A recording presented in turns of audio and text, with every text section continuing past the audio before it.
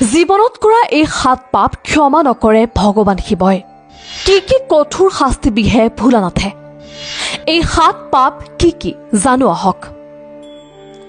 ধৰ্মগ্ৰন্থত উল্লেখ থকা অনুযায়ী শিৱক সন্তুষ্ট কৰাটো অতি সহজ। শাস্ত্ৰত উল্লেখ থকা অনুযায়ী 1 লোটা পানীতো প্ৰসন্ন হয় ভগৱান শিৱ।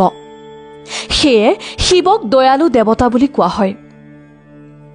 যদি আপুনি জীৱনত খুবেই দুখী হৈ কটাইছে, আহিব লগা সময়খিনিক লৈও আপুনি চিন্তা কৰি পাৰ পোৱা নাই, তেন্তে ভগৱান শিৱক প্ৰাৰ্থনা কৰাটো অতি জৰুৰী। শিৱপুৰাণত উল্লেখ থকা মতে মানুহে কৰা 7টা পাপে ভগৱান শিৱক ক্ৰোধিত কৰে। কেৱল এয়াই নহয়, এই 7 পাপৰ শাস্তি ভগৱান শিৱই নিজেই দিয়ে। এই 7 পাপ কি? বিবাহ ভঙাৰ চেষ্টা কৰা।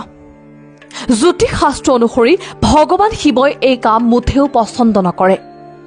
যিসকলে সম্পৰ্কক লৈ চিৰিয়াছ নহয়, তেনেলোকক লৈ সদায় অসন্তুষ্ট শিৱ। একাংশ ব্যক্তি বিবাহিত সম্পৰ্ক থকাৰ পাছতো আন নাৰীৰ সৈতে সম্পৰ্ক ৰাখে, তেওঁলোকক মুঠেও সহ্য নকৰে ভগৱান শিৱই।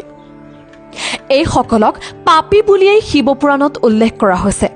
টকা পইচাত বেমেজালি কৰা লোক। শিৱপুৰাণত উল্লেখ থকা অনুযায়ী যিসকল লোকে বেনামী উপায়েৰে ধন সংগ্ৰহ কৰে, অন্য ধন সম্পত্তি লুটপাট কৰাৰ চেষ্টা কৰে, তেওঁলোকক লৈও শিৱ ক্ষোভিত হয়। এয়া ক্ষমাহীন অপৰাধ বুলি শাস্ত্ৰত উল্লেখ আছে। অন্যক কষ্ট দিয়াটো পাপ। শিৱপুৰাণত থকা অনুসৰি কোনো নিৰপৰাধী লোকক কষ্ট দিয়া ব্যক্তিক কোনো কাৰণতেই শিৱই সহ্য নকৰে। এনে ব্যক্তিক মাফো নকৰে শিৱই। ভুল পথলৈ জানি বুজি যোৱা ব্যক্তি। জ্যোতিষ শাস্ত্ৰ অনুসৰি বহু লোকে কেতিয়াবা ভুল পথত ভৰি দিয়ে। এবাৰ দুবাৰ নহয়, বাৰে বাৰে ভুল পথত ভৰি দিয়া ব্যক্তিক কোনো কাৰণতে সহায় নকৰে ভগৱান শিৱই। অন্য ব্যক্তিক লৈ বেয়া মনোভাৱ ৰখাটো পাপ। শিৱপুৰাণত কোৱা অনুসৰি যদি আপুনি কোনো লোকৰ বেয়া নিবিচাৰে, তেন্তে আপুনি শিৱৰ এজন প্ৰিয় ভক্ত। যিসকল ব্যক্তিয়ে প্ৰায় সময়তে অন্যৰ বেয়াটো চিন্তা কৰে, তেনে লোকক শিৱই কোনো কাৰণতে ক্ষমা নকৰে। গৰ্ভৱতী মহিলাক বেয়া ব্যৱহাৰ কৰা। জ্যোতিষ শাস্ত্ৰত উল্লেখ থকা অনুযায়ী বহুতেই গৰ্ভৱতী মহিলাক কটু কথা কয়। এয়া অপৰাধ।